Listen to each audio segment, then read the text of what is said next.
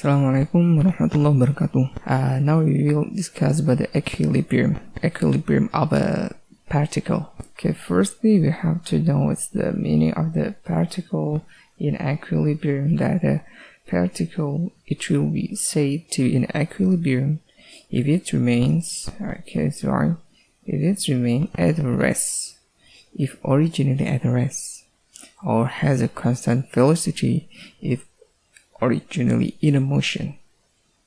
So if the term of the equilibrium, or maybe specifically is a static equilibrium, is used to describe an object at rest. To maintain the equilibrium, it's necessary to satisfy the Newton's first law. When the Newton's first law is described here, that in the Newton's first law requires the resultant force acting on a particle to be equal to 0. So we have the resultant of all force, the sum of all the forces acting on a particle is 0. And also the other condition for equilibrium will be followed by the second law of Newton's. The first law and second law. When the second law it's F, it will be equal to m times a. Because of the sigma F, it have to be 0, means that m times a also will be 0, or the h will be 0. So they have no any acceleration. They will move with a constant velocity or remain at rest. And the next, for the free body diagram. To apply the equation of equilibrium, we must account for all of the known and unknown forces which act on a particle. The best way to do this is to think of the particle as isolated and free from its surrounding. A drawing that shows the particle with all of the forces that act on it is called a free body diagrams. So the free body diagrams is a single step of the most important steps to solve the problems in equilibrium. And before we discuss about the formal procedure of how to draw the free body diagrams, now we will start to show you and consider two types of connection often encountered in a particle equilibrium equations. For the firstly, we know this as a spring. Spring, either linearly elastic springs or cord of uniform length, it's mean the LO is mean the length of the initial is used to support a particle. The length of the spring will change in a direct proportion to the force F acting on it. So the magnitude, we have this equation F equal to K times S, where the K here is a refer to the elasticity, or maybe is for the spring it will be the stiffness of the K. Here is the stiffness for the K, and it's the form elongated or compressed. It can be elongated to be this side or compressed to be this side. The distance of S, it will be L minus LO. And what the meaning of if the S positive? If the F revert to the positive sign, it will be causing an elongation. Then the F must pull on the spring. The F must be here. Whereas if S is negative, it will causing a shortening. Then F must push on it. So the F, it will be to this direction. Okay, for example, I'm going to give you the example. If the spring, please consider the spring that if the spring has an unstretched length is about 0.8 meter, for example, and the stiffness of the K is 500 Newton meters, and then it is stretched to a length of 1 meter. So that now we have the S here is 1 minus 0.8, it will be 0.2 meter. Then the force acting on this is F is K times S. It will be 500 times 0.2, and it will be 100 Newton. And then the other one are the types of connection is the cable and pulleys.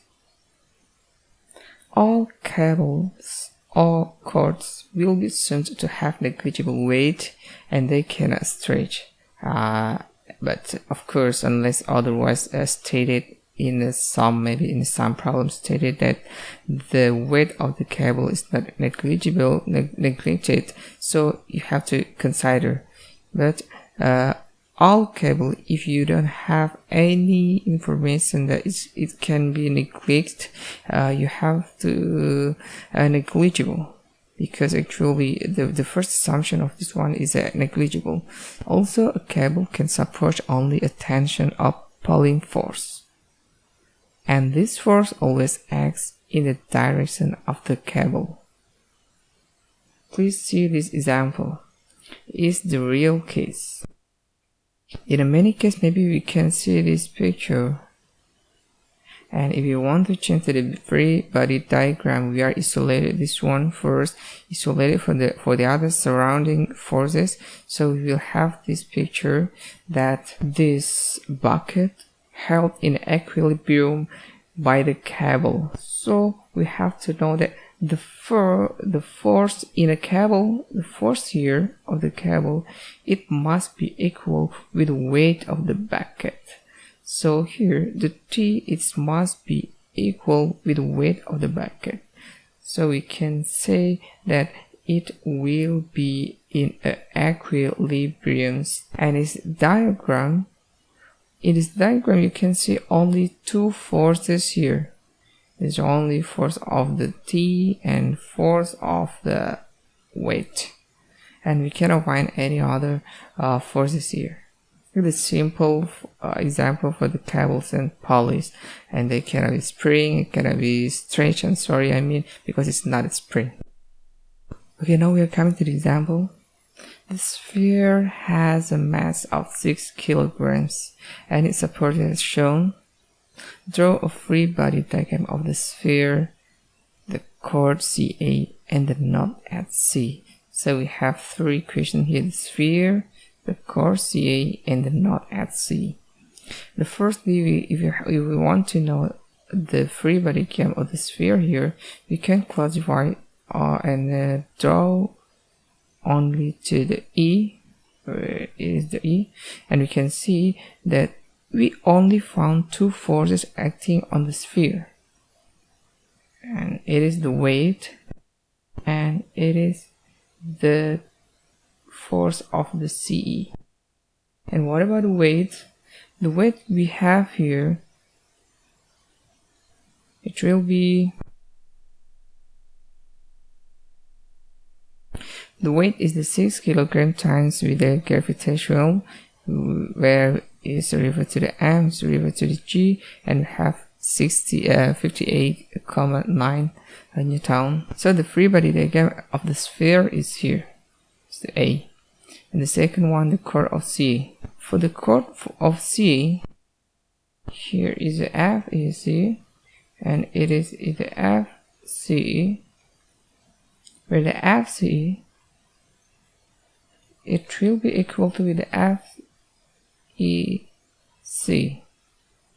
Is the chord of the CE, is the number for B, and the last one is the C.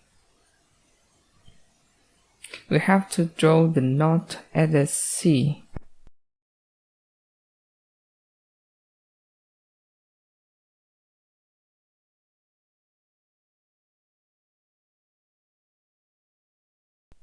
And then now for the C, we have three forces found here.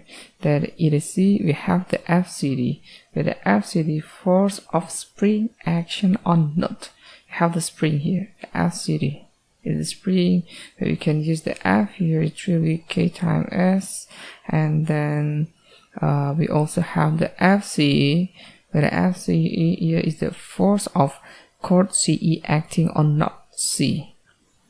And then we have also the FCBA, where we get the angle here is a 60 degree, where the force FCBA here revert to the force of chord CBA acting on nut C. And there's the free body diagram of the sphere, of the chord CE, and the nut at C. And then now we're moving to the coplanar force systems. If a particle is subjected to a system of coplanar forces that lie in an XY plane, then each force can be resolved into its I and G components, where the I will be here and the G is in a Y direction. And then for the equilibrium, these forces must sum to produce a zero force resultant. So if you want to see for the force resultant, it is scalar. For the component, in the component I and G, we can use this equation that all the sum of the forces have to be zero. So the component of Fx in the I and the Fy in the unit G, it have to be zero. And then for this factor equation, the forces in X and Y must be both equal to 0, and we can use this equation that the sigma Fx have to be 0 and the sigma Fy have to be 0. So by using the coplanar force system, firstly we have to remember that we are still in a compromise with the Newton's first law, that the forces must be 0. So all of this here, both you want to write in a components or in a factor form, we have to insert that all of the resultant forces have to be 0. And then the little explanation for you here, I'm going to show how, if you want to guess the direction, if you want to know the direction, the first thing we have to assume that the unknown force F act on the right or on the left to maintain the equilibrium. For example, I have this picture. For example, is the F and is the sphere and it is 10 Newton. For the first, we have to assume. Please assume the F, the direction of F. We can assume the direction of F, it will be to the right. It's the assumption, it will be to the right. So you can write here is a positive F plus 10 Newton, it will be 0. So we will have the F, it will be negative 10.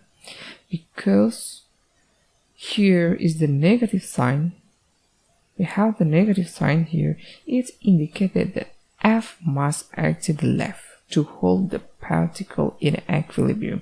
So we have to move here to be like this.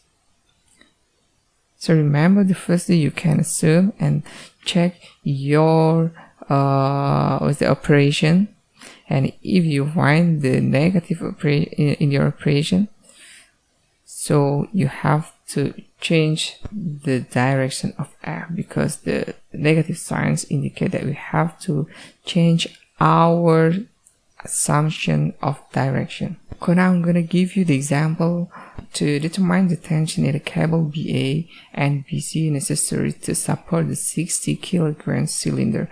So we have the cylinder here, and the mass of this one is a 60 kilograms, and have the cable in the FBC and FBA here, with the FBC we have the 45 degree, and here we have the Pythagorean, so we can find the angle here by using this clue. The weight of this one, it will be 60 times 9.81. So please remember for the factor, because we are using the factor equation, so we have to use the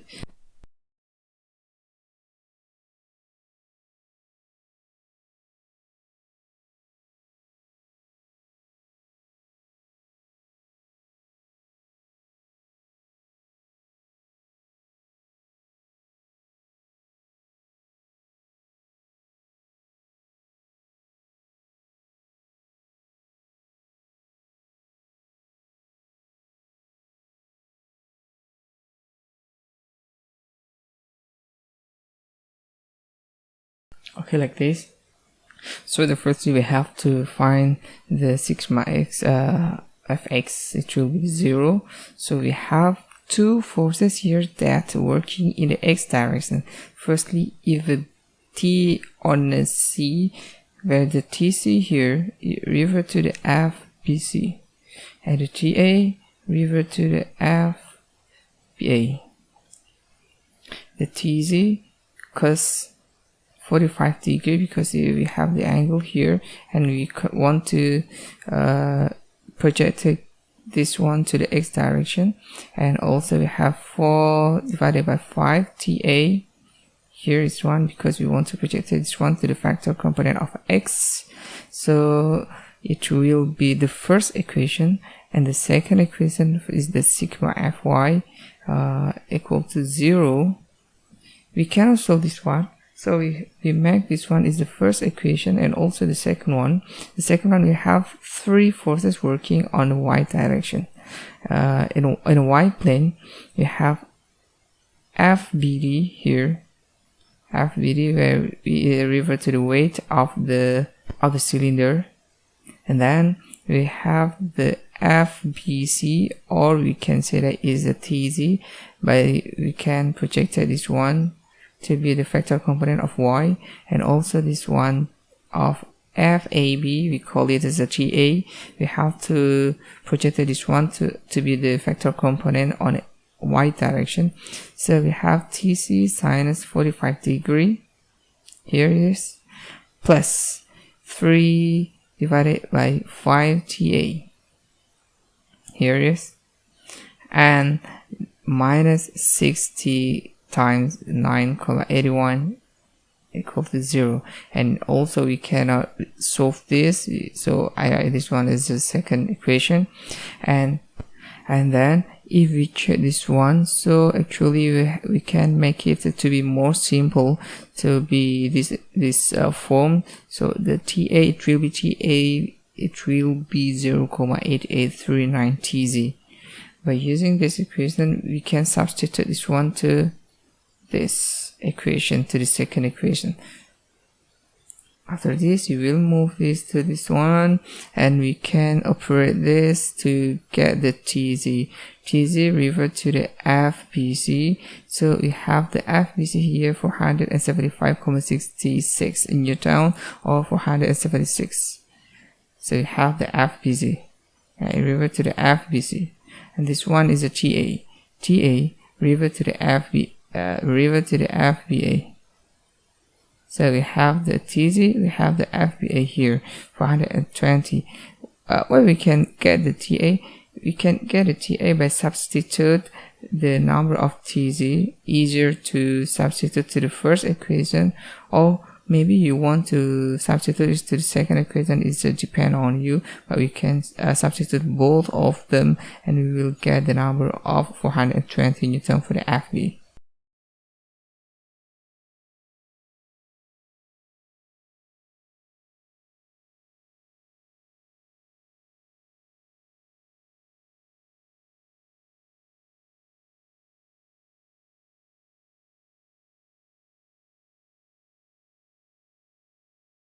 I think that's all. Thank you.